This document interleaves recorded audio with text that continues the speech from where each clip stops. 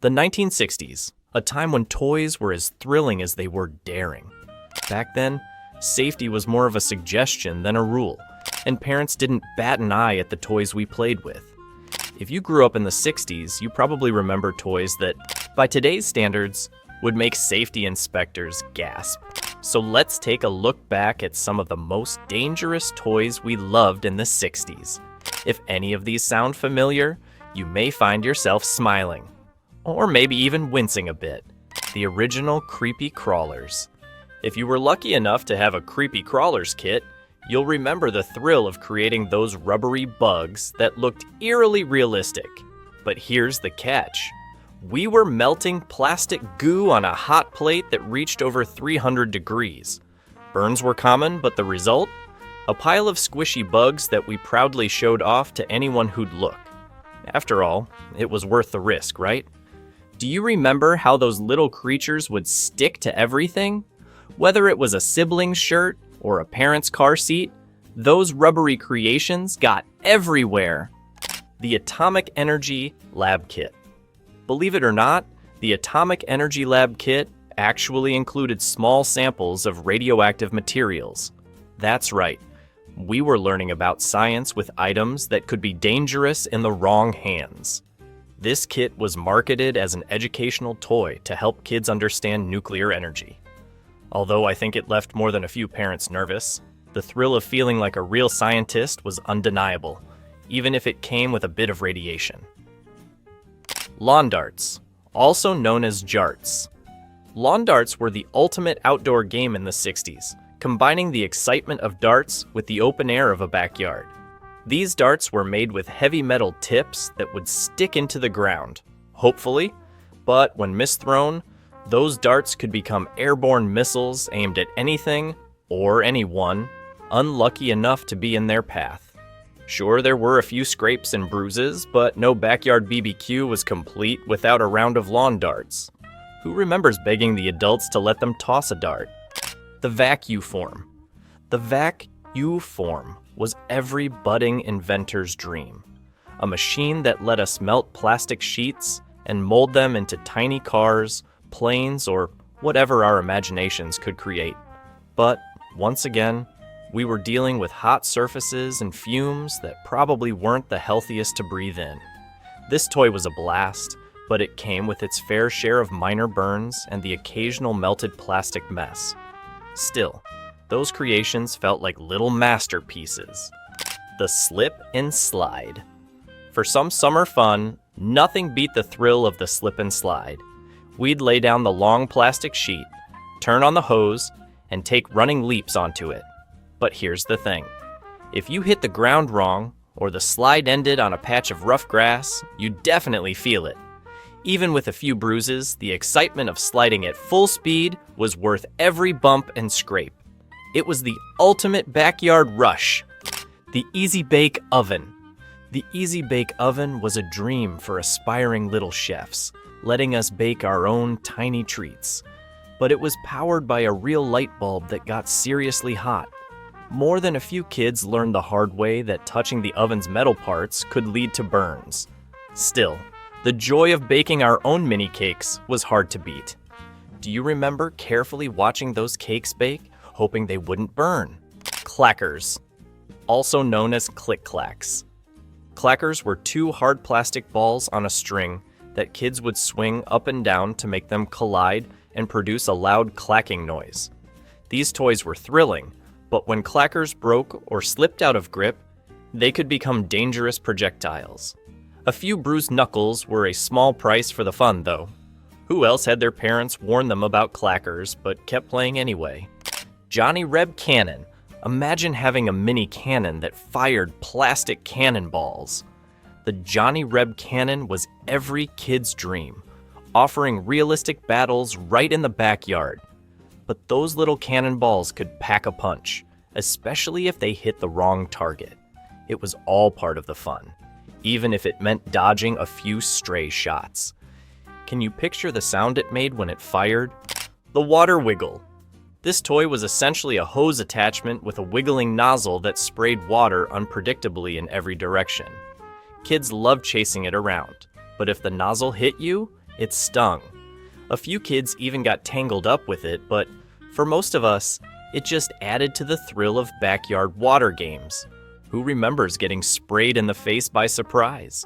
Super elastic bubble plastic. This wasn't your ordinary bubble mix. Super elastic bubble plastic let us blow enormous, colorful bubbles that lasted longer than soap bubbles. But the plastic solution had strong fumes, and we'd get lightheaded if we weren't careful. We didn't think much of it back then, though. We just loved making those giant bubbles. Did anyone else get a little dizzy but kept blowing bubbles anyway? The swing wing. Like a hula hoop for your head, the swing wing was a headband with a weighted piece that kids would swing around by moving their heads. It was fun, but it could leave you feeling dizzy and gave more than a few kids a sore neck. The silliness of it was half the fun, even if you had to sit down afterward. Gilbert U-238 Atomic Energy Lab. This wasn't just any science kit. It actually came with real radioactive materials. The U-238 Atomic Lab Kit let kids experiment with uranium and Geiger counters. Though it was exciting, it's safe to say that no parent today would buy this for their child. But back then, it was all about learning in a hands-on way. And by the way, if you're enjoying this trip down memory lane, I'd love it if you could hit the like button and subscribe to my channel. It really helps keep this nostalgic content coming your way. Now, let's get back to those wild and risky toys. The Sky Dancers. Technically introduced a little later, but still remembered by many, Sky Dancers were dolls that could launch into the air by pulling a cord. They had spinning wings, and while it was amazing to watch, those wings could easily veer off course and hit bystanders. It was part of the thrill, though. Who remembers watching their Sky Dancer get stuck in a tree? The Wham-O Air Blaster.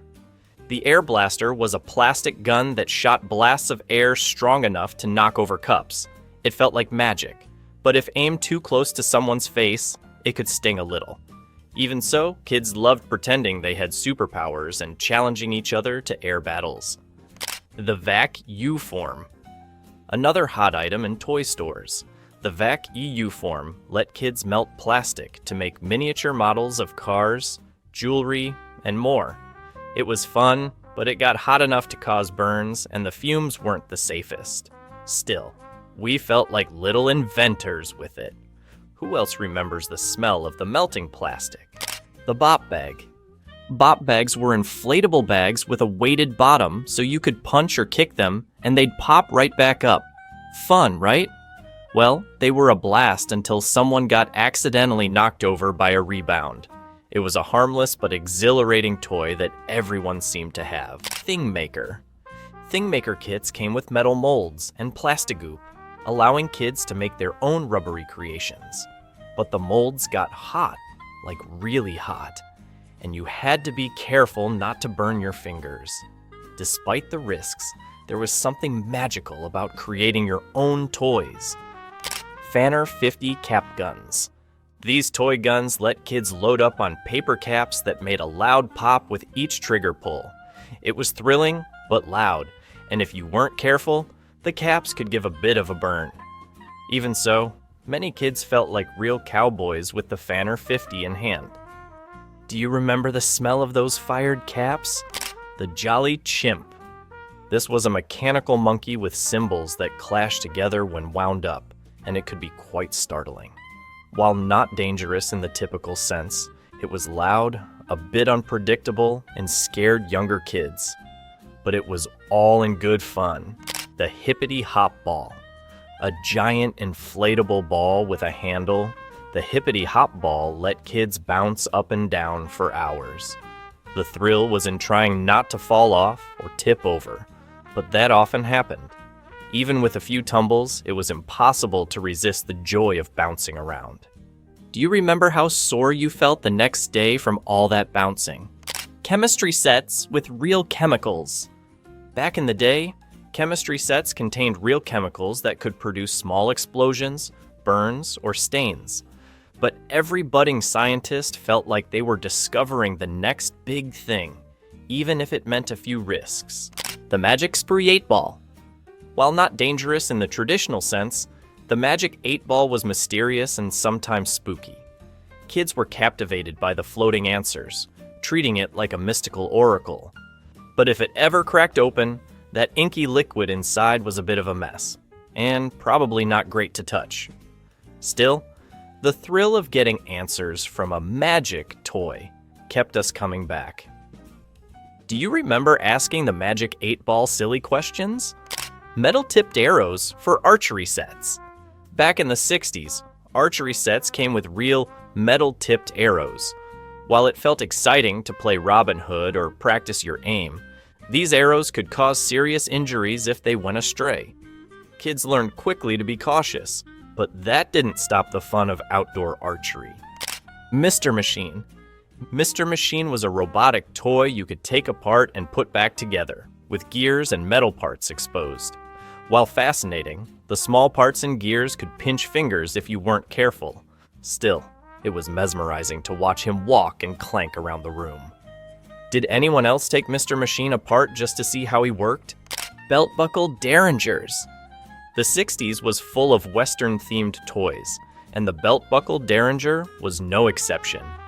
It looked like a normal belt buckle, but when triggered, a small plastic bullet would fire out. The surprise factor was huge, but it could cause a few stinging accidents if aimed poorly.